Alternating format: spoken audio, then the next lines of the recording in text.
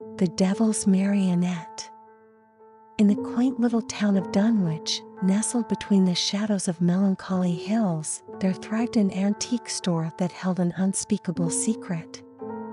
Its proprietor, a frail and haggard man named Elias Whateley, had acquired an item of sinister origin, a cursed doll, an object that had been the subject of whispered tales for generations. It was said that this particular doll, carved from a wood as dark as midnight, bore an eerie resemblance to a marionette, but without any strings attached. Its grotesque features, twisted and gnarled, were both unsettling and alluring. The story of the doll began when an old mariner, having returned from a distant and forgotten land, found it in the cargo hold of his ship.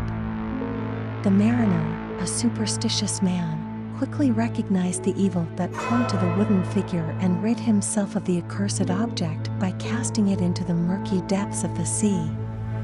But somehow the doll resurfaced, washing ashore in Dunwich, where it came into the possession of Whateley. Though Elias was no stranger to the occult, the doll's eerie presence unnerved him. He locked it away in a glass display case in the darkest corner of his store, hoping to keep it hidden from curious eyes. But the malevolent force within the doll would not be silenced, and it whispered to him in his dreams. Its voice was a siren's call, promising power and knowledge beyond the grasp of mortal men. And so, Elias fell under the sway of the doll, his mind corrupted by its sinister influence. It wasn't long before the doll's influence spread beyond the walls of the antique store. The townspeople began to notice strange occurrences, a lingering feeling of unease, inexplicable nightmares, and an ever-growing sense of dread. Pets and livestock began to go missing, only to be found days later, their lifeless bodies drained of blood, twisted and contorted beyond recognition.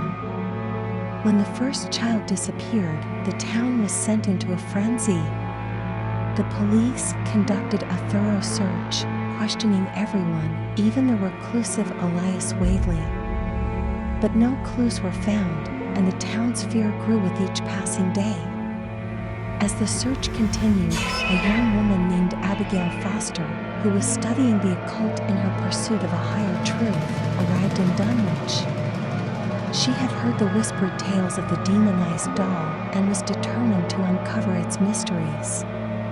With her extensive knowledge of the dark arts, she believed she could exorcise the malevolent spirit from the doll and save the town from its terrifying grip. Abigail soon realized that her arrival had not gone unnoticed. A sense of foreboding hung heavy in the air, and she could feel the doll's presence, lurking in the shadows. She knew that the time had come to confront the darkness that had enveloped the town. She entered the antique store, its heavy door creaking shut behind her. The shop's interior was dimly lit, the air thick with the scent of must and decay. As she made her way through the maze of trinkets and relics, she finally arrived at the display case that imprisoned the wooden figure. The doll seemed to stare back at her with its soulless, glass eyes, and she could feel the cold tendrils of its evil reach out to her. Abigail knew that she had to act quickly. With trembling hands, she placed a protective circle of salt around the display case, lit the candles she had brought with her, and began the ancient ritual of exorcism. The air grew colder, the shadows darker, and the doll's eyes seemed to glow with a sinister light. Just as Abigail began to recite the final incantation, the glass case shattered into 1,000 razor-sharp fragments. A guttural howl filled the room as the doll came to life, its wooden limbs contorting with unnatural agility. It leapt from the shattered display, its stringless limbs jerking with a malevolent grace.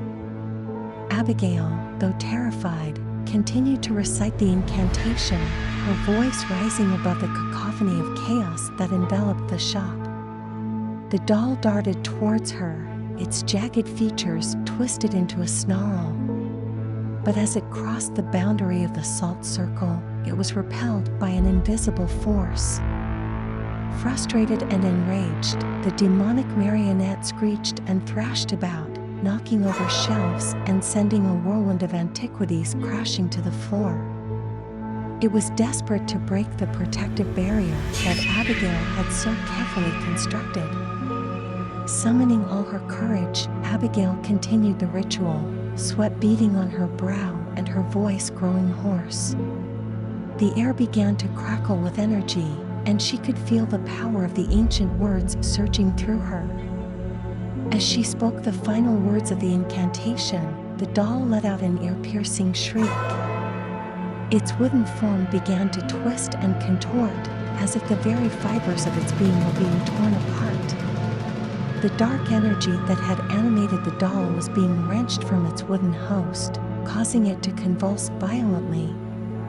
With a final, desperate scream, the doll's malevolent spirit was expelled from its wooden form, erupting in a flash of blinding light that enveloped the room. When the light faded, the doll lay motionless on the floor, its once menacing features now lifeless and inert. Abigail slumped to the ground, her energy spent, and breathed a sigh of relief. The darkness that had plagued the town of Dunwich had been vanquished, the demon within the doll defeated. She knew that her work was not yet done, however, for the spirit of the mariner who had first discovered the doll still roamed the earth, cursed by the very evil he had tried to escape. But for now, the town was safe from the terror of the devil's Marionette. In the days that followed, the townspeople slowly began to recover from the nightmare that had held them in its grip. The missing child was found, dazed but unharmed, in the woods near the edge of town. The heavy air of dread that had once hung over Dunwich began to dissipate, replaced by a cautious optimism. As for Elias Whateley, he emerged from his tormented slumber a changed man, his mind free of the sinister influence that had corrupted him. The antique store remained closed, its dark secrets locked away, never to be unleashed upon the unsuspecting world again. And Abigail Foster, the young woman who had risked everything to save a town from the clutches of evil, continued her journey, seeking out the restless spirits and dark forces that lurked in the shadows of the world. For she knew that the battle against the darkness was far from over, and there would always be a need for those who were willing to stand against it.